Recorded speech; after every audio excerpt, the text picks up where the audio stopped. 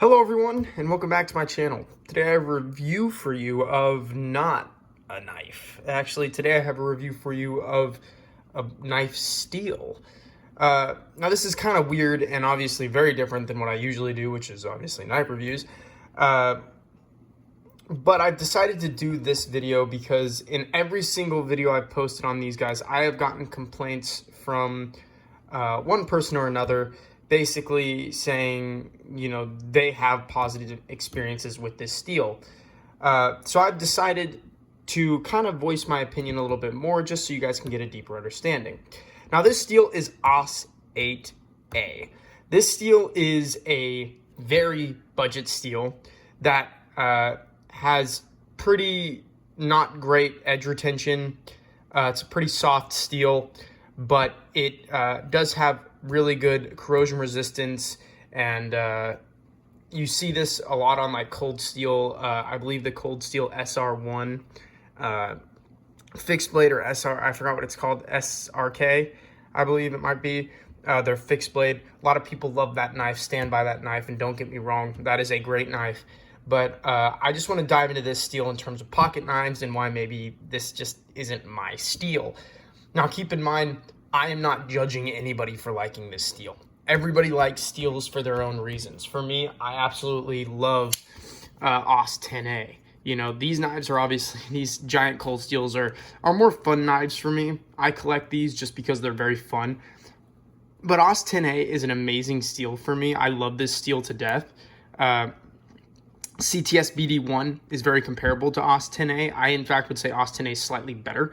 But I love this steel, and some people don't. Some people don't like this steel, and I love it, but obviously not everyone else does. So that's why I just want to talk about this steel.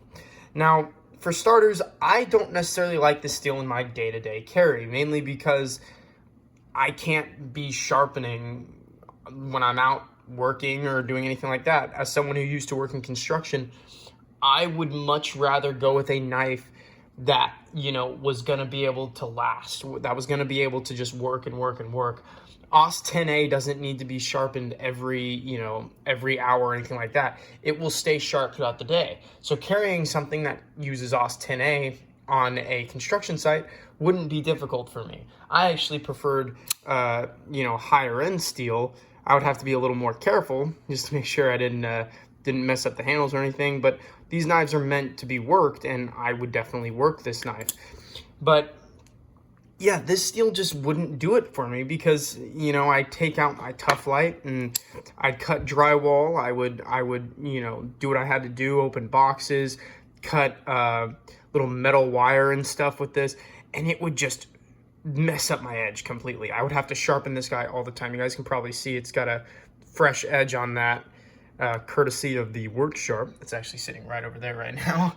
But yeah, it just needs a lot of resharpening, and that's just not good if you're someone who's in, construction, stuff like that. And obviously these have very thick or very thin spines on most of these. You guys can see here, this is the CEO, has a relatively thin spine as well. And then the Rat, number 1, also not super duper thick, but nonetheless, a thicker spine, say on something like this tie light, kind of helps to make sure that this, edge may not stay razor sharp, but it'll at least stay sharp enough to keep going. And that's why something like the SRK actually works really, really well. It's because it has that thick spine. It is a hollow grind instead of a full flat grind, kind of like similar on this Tough Light, and it just works really well.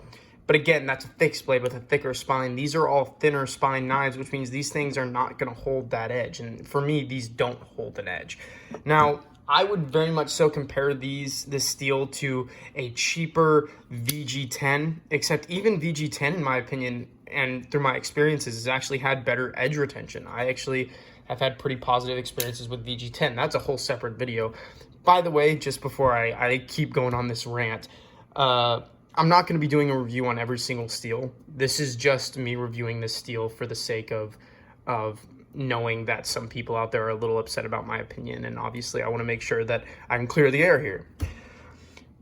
Now, I do want to say on something like this tie light, I respect the Aus8 steel. And that's because it's got a long blade.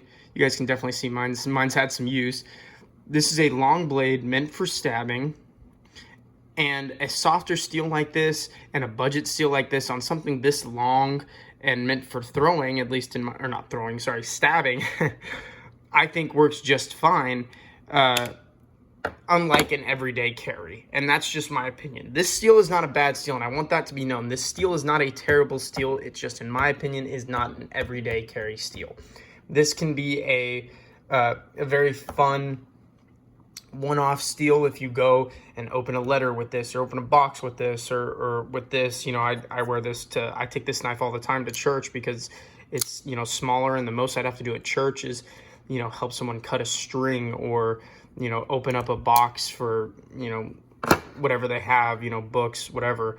I can help open that. Or let's say they got a new Bible, easy, open, boom, done.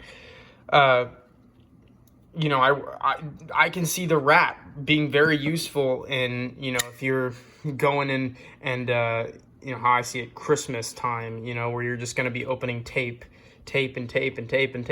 nothing too hard, too intense, and that edge is going to be able to hold up just fine. That's where I find that these knives shine best.